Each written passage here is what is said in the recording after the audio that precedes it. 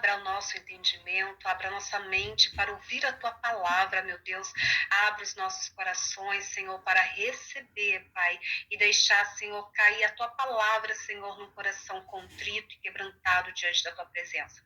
E que assim, Senhor, mediante a Tua palavra, possamos sermos restaurados, meu Pai, fortalecido, meu Senhor, em nome de Jesus, Pai.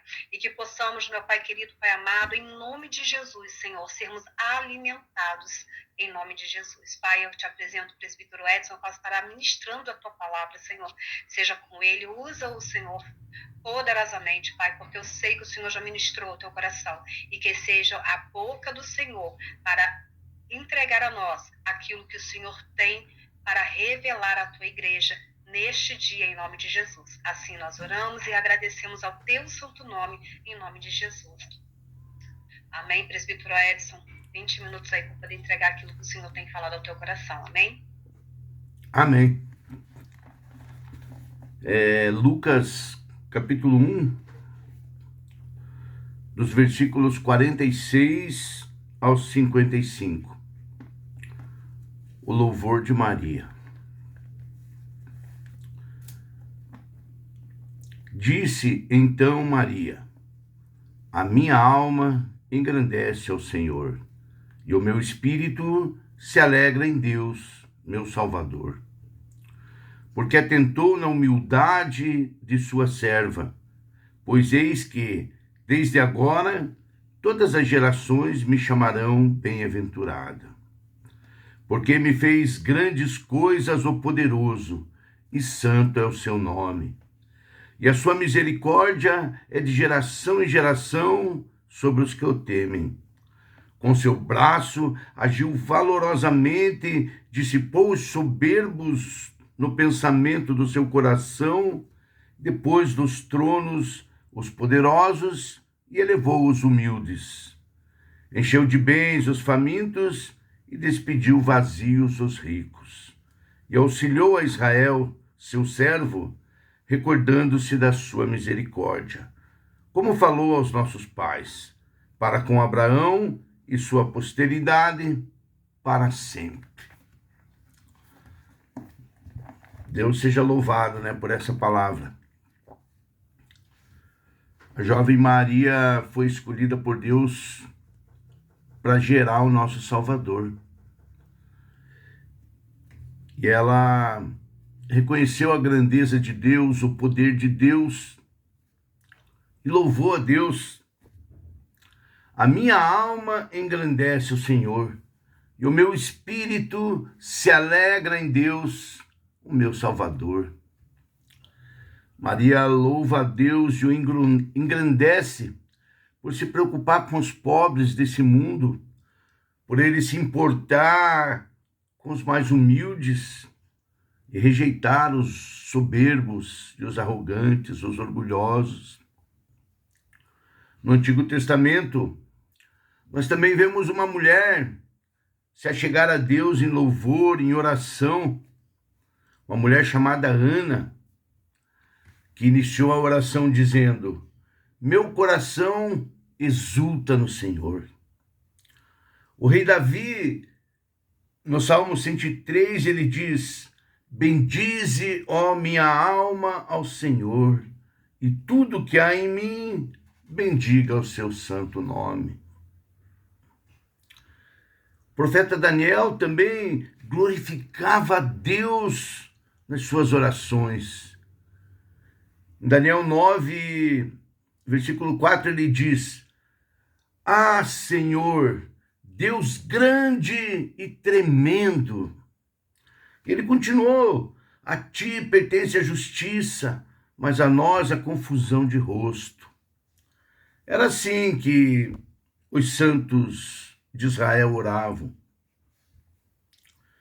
Deus nos coroa de benignidades e de misericórdia, ele perdoa os nossos pecados, faz justiça e juízo a todos os oprimidos e ainda nos enche de bens. O Senhor é longânimo e misericordioso, é piedoso e grande em benignidade, mas é terrível, cair em suas mãos. Um dia Deus virá para julgar as nações. Cristo voltará em glória, no esplendor da sua majestade, para julgar todos os homens, todos os povos e nações. E ele não os julgará pela sua aparência, nem pela posição social que ocupa, ou pelas riquezas terrenas que possui, mas Cristo colocará nas balanças do santuário todas as nossas ações e as pesará com o mesmo cuidado que os banqueiros pesam o ouro. O Senhor é soberano sobre todas as coisas, ele enriquece e empobrece. Ele exalta o homem e o rebaixa. Ele tira os poderosos do seu trono e exalta os humildes. Ai dos príncipes corruptos, quando caírem nas mãos do nosso Senhor. Herodes era grande, era poderoso, era o rei da Judéia, mas Deus não escolheu a esposa dele para gerar o Salvador. Ele escolheu uma jovem, pobre, humilde, que morava numa cidade pequena, no norte da Galiléia, na cidade, ou numa pequena vila chamada Nazaré. E Maria, apesar de jovem, tinha uma percepção bem clara do poder e da soberania de Deus. Deus prevalece sobre todas as coisas e faz tudo o que ele deseja, da forma como ele deseja. E se há alguma glória em nós, que seja a glória do nosso Deus Todo-Poderoso. Deus contemplou a jovem Maria com uma graça maravilhosa. Ela foi escolhida entre todas as mulheres para ser a mais bem-aventurada e para gerar o Deus Filho, Jesus Cristo, o nosso Salvador. Mas ela, em nenhum momento, se tornou orgulhosa, arrogante. Ela não trouxe a honra e os méritos para si mesma. Ao contrário, ela louvou a Deus com humildade, exaltando-o e atribuindo todos os méritos a ele, enfatizando a sua misericórdia, o seu poder e a sua santidade. Maria reconhece a si mesma como serva do Deus Altíssimo e dá graças a ele por ele exaltá-la. Por meio de Maria, Deus nos deu o Salvador. Jesus Cristo, que nasceu da Virgem, que nasceu santo e sem pecado. Jesus Cristo, que foi gerado pelo Espírito Santo, pela vontade do Pai, para nos salvar. Ele é a luz do mundo, é o Redentor, e é cheio de bondade, de amor, cheio de misericórdia e perdão para os pecadores que se arrependem e que se voltam a ele. Quando Maria visitou a sua prima Isabel, ao se encontrarem, Isabel ficou cheia do Espírito Santo. E até o João saltou de alegria no ventre da mãe dele, reconhecendo Jesus Cristo, o Salvador. A presença de Cristo nos enche de alegria. A presença de Cristo na nossa vida nos faz se alegrar, louvar, engrandecer a Deus. Ele produz em nosso coração a paz e a alegria que nós precisamos para viver uma vida segura e confiante. E Maria cita as Escrituras Ela cita o Antigo Testamento na adoração dela. Ela, como se a mente dela tivesse tomada pelo Espírito Santo e ele estivesse falando através dela. Veja que Maria conhecia profundamente a palavra de Deus e estava totalmente influenciada pelo Espírito Santo. Era como se o próprio Deus estivesse falando pela boca da Maria. Quanta honra e quanta graça transbordaram na vida daquela jovem, apesar de ser pobre, humilde. E se Deus honrou Maria, como nós poderíamos desprezá-la? A jovem Maria, cheia do Espírito Santo, louvou a Deus não com profecias, com adivinhações. Ela não falou coisas novas que ia acontecer, não fez promessas para ninguém. Ela apenas citou as Escrituras. Falou de Deus, dos atributos de Deus e das obras maravilhosas que ele fez pelo povo. Através de Maria, o Espírito Santo reforçou no Novo Testamento aquilo que ele havia falado no Antigo.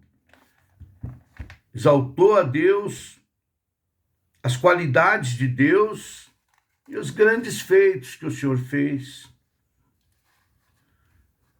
Adorar e glorificar a Deus é falar do que está nas Escrituras.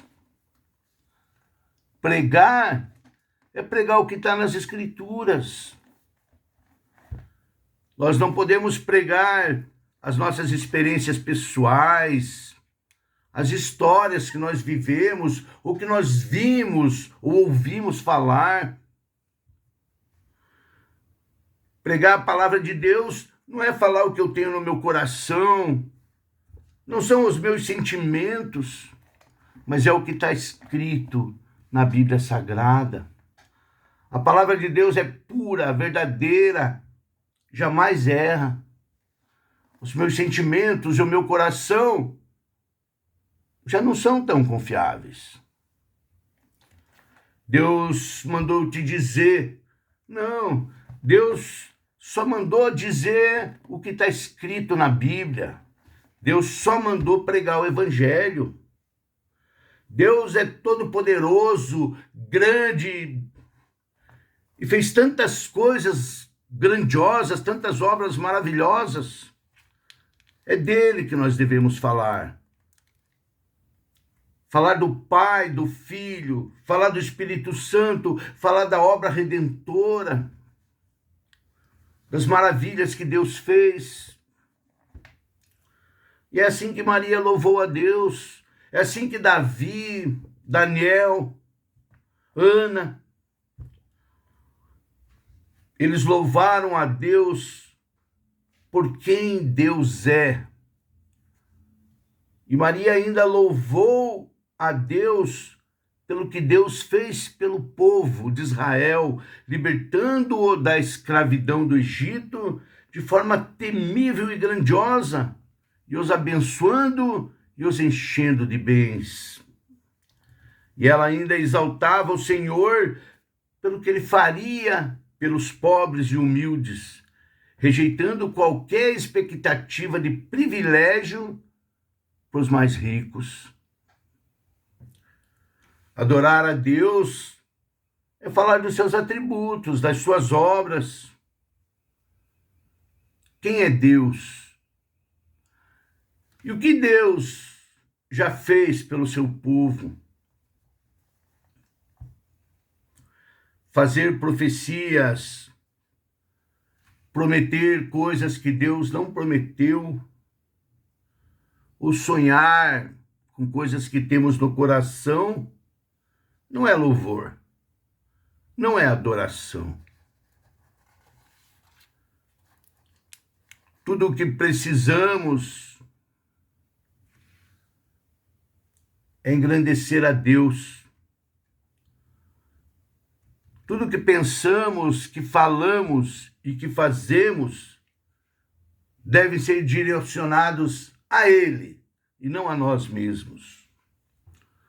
Adorar homens, falar de homens, pode ser idolatria, né? Só há um Deus e Ele é o foco do cristianismo. Ele é o centro das nossas vidas. Se Deus nos salvou e nos enche de bênçãos, devemos ter o coração cheio de gratidão e adorar, bendizer, exaltar o tempo todo o nosso Salvador com o coração cheio de alegria, cheio de amor por Ele. Amando Ele, não as coisas que Ele dá para nós. Maria adora a Deus pela salvação do seu povo, que foi dado pela misericórdia de Deus. Foi dada por seu amor, pela sua fidelidade. Apesar da rebeldia e da desobediência dos homens. Como Maria era pura e sincera, né? E como nós somos egoístas, interesseiros. Nós somos pecadores e só fomos salvos pela graça de Deus, pela misericórdia de Deus. E por isso devemos gratidão total a Ele. Precisamos nos arrepender e nos voltarmos a Deus e buscar sua face com sinceridade e com amor pelo reino, pela vontade dEle. Pois esse sistema de coisas, onde os ricos e poderosos governam, logo acabará. O fim está próximo, e tudo isso dará lugar ao reino eterno de Deus. E é isso que nós devemos buscar. É preciso juntar tesouros no céu, buscar o reino de Deus, se arrepender, pedir perdão e clamar pela misericórdia divina, para que naquele dia, quando Cristo voltar, nós sejamos encontrados vestidos com as suas vestes de justiça e com elas ser livrados da condenação e herdar a vida eterna ao lado do nosso Salvador. Temos visto muitos crentes carnais, buscando coisas terrenas, atribulados com as coisas desse mundo, esquecendo que há uma vida eterna, esquecendo que nós não somos desse mundo, que somos peregrinos dessa terra, e que nosso alvo é Cristo e é o reino de Deus.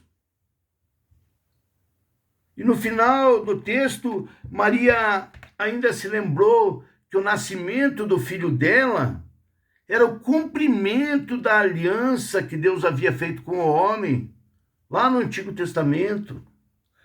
Deus havia prometido que enviaria o seu filho para nos salvar e que daria o Espírito Santo para habitar em nós. Deus é maravilhoso, Ele nos enche de riquezas. Nós já temos o que precisamos.